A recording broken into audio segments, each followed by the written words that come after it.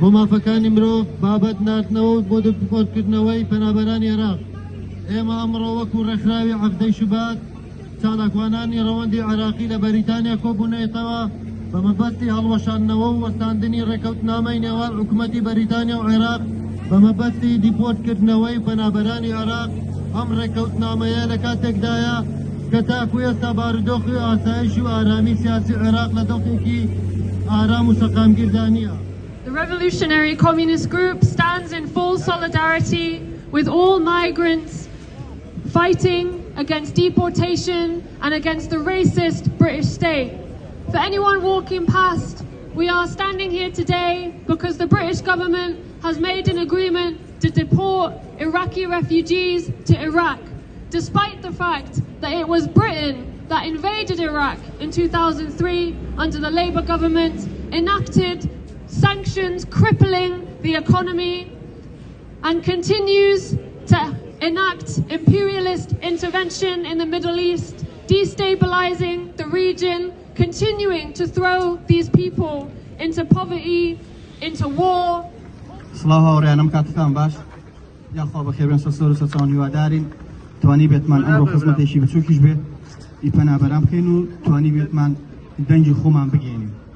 بەڕاستی هاوڕان مدەیەک پێنجێستا سەرۆک وەزیرانی عێراق هاتۆتە ئەو وڵاتەی بەوەی کە کێشەی وەکو بیهێ لەسەر کێشەی پەنابەر قسە بکە، بەڵام بۆ نا لەسەر کێشەی وڵاتەکەی خۆی قسە بکە کە ئێمە عێراقین و لە وڵاتەکەی خۆمان ڕامان کردو لەژێر دەسەڵاتی ئەو ستەمکارە، لەژێر دەسەڵاتی ئەوانەی کە مافیاگەریەتیە خەڵک کوشتنە لە هەمان کاتدا ئێستا هاتۆ باسی سەیفی دەکا بۆ کەسانەی کە لە پەنابەرن لە ئەوروپای. باشە بۆ باسی سەیفتەکەی ناکا بۆ ئەوانەی کە لە عێراق. میهرەبان درود و سڵات و سەلام بۆ سەرگیانی پاکی پێشەوامان محەممەد الموستەفا صلی الله عليه وسلم. ئازیزان و خۆشەویستان، دەمانەوێت هەروەکو چۆن ئەم بەیاننامەیەمان خوێندەوە بە زمانی عەرەبی، دەمانەوێت خۆمان وەکو کەسانێک کە لەم وڵاتە پەنابەرین حەق و یعنی ڕازادی ڕادەربڕینی خۆمان و ڕای خۆمان بتوانین دەربڕین لەسەر ئەم بابەتە. بەڕاستی ئەم بابەتە زوڵمێکی گەورەیە لە پەنابەران لەوەی کە حتا وەکو سەرەتا کە پێغەمبەری خوا عەلەیهی سەڵات وەسەلام کۆچی کرد، یەکەم کۆچی ئیسلام کە لە مەککەوە بەرەو حەبەشە بوو بۆ لای پاشای حەبەشە لەبەرەوە بوو کە زوڵم و ستەمیان لێ دەکرا و نەجاتیان ببێ لەدەست ئەم زوڵم و ستەمە، و بۆیە لەوێ زوڵم و ستەم نەبوو، و بۆیە پێغەمبەری خوا عەلەیهی سەڵات وەسەلام ئەوانی ناردن بوو ئەوێ. شتان لێ دەکەم هاوڕێیان بۆ ئامادەبوونتان لەم گرتبوونەوەیە و دەستخۆشی لە ڕێکەرانی ئەو خۆپیشاندانە دەکەم، دەستیان خۆش بێ ماندوو نەبن و من نابێ قسەکانم زۆر دوور و درێژکەمەوە. تەنها ئەوە دەڵێم کە عێراق خۆی بریندارە، خۆی بە کۆمەڵە قەیرانی گەورەدا تێدەپەڕێ، کۆمەڵە قەیرانی سیاسی، تەندروستی، ئابووری سیاسی. کەسی هاتووە قسە لەسەر پەنابەری ڕەش و ڕوود دەکا، پەنابەرێک کە بەڕێگایەکی سەخت خۆی گەیاندۆتە کەناری پەنابەرانە بۆ حکوومەتی بکڕانەوەی پەنابەرانە بۆ هەرێمی کوردستان و ئیدانەیانەکەین و دەستخۆشیدان لە یەکەم کاڵوێستیان هەبووە کە لێر دژی حکوومەتی عێراق کە ئامانجیان برسیکردنی میلەت بووە و ئامانجیان برسیکردنی میلەت بووە.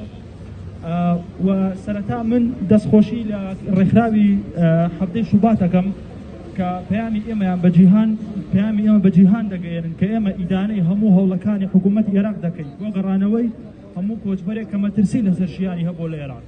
ئێمە ئەگەر مەترسی لەسەر ژیانمان نەبووە ئامادە نەبووین خێزان و کەسوکارمان جێبێڵین. سپاسی ڕێکخراوی هەفتەی شوبات و سەرجەمەندامان و ئەو خۆشەویستان ناکەین کە ئەم کاتەیان دەرفەتەیان دروست کرد کە ئێمە بتوانین دەنگە ناڕازیەکانمان بگەێنین بە دەستگای پەیوەندیدار بۆ ئەوەی کە ئینشەڵا ئەمە هەوڵێک بێ، هەڵوێستەیەک بێن دژی ئەم بڕیارە بە زۆرە ملێناردنەوە ڕابگرین. بەڕاستی بڕیارێکی سەر لەبەر هەڵەیە و جێگای ئەوەیە کە ئێمە هەڵوێستێ بکەین، دژایەتی ئەم بڕیارەکەین و بە هەموو شێوە ئیدانەیەکەین. We as February 7 organization activities as the Iraq diaspora in the UK. We get to the council and suspend the agreement between the British government and Iraq to deport Iraq refugees. No seeing the arrival of the terrorist organization ICIC as the protection by the United States Its allies, they are militant. An armed focus group, freedom of the expression, human right, the rule of the law, the right, and the lives of activists, journalists are not protected. Most of them who are displaced today have filled the contract. سەرەتا پێم خۆشە سڵاوی خۆم بە هەموو لای بگەنم بە خێراتنی هەموو براکانم دەکەم بۆ ئامادەبوونیان لەو چالاکیە. وەک هەومان ئاگادارین لە چەند ڕۆژی ڕابردوودا حکوومەتی هەرێمی کوردستان و وڵاتی بەریتانیا هەستان بە ئیمزاکردنی بڕیارێکە بۆتە هۆی ناردنەوەی پەنابەران. من دەمەوێت بڵێم حکوومەتی هەرێمی کوردستان و حکوومەتی بەریتانیا پەیامنامەیەکی هەڕەشەدراویان واژۆ کرد کە دەخوازێت پەنابەران بە ڕزگاری عێراق بگەڕێنرێنەوە وڵاتەکەیان. وڵاتی خۆیان لەم یاسایە بە شێوەیەکی ڕاستەخۆ کەسانی تێکەڵ کراوە هەڵسەنگاندنەوەی ماڵ و دەواازە بەرەو جیهانی تازەدا بە شێوەیەکی هەژاندە دەگەێنێتە سەر ئاستی ئازادی خۆیان.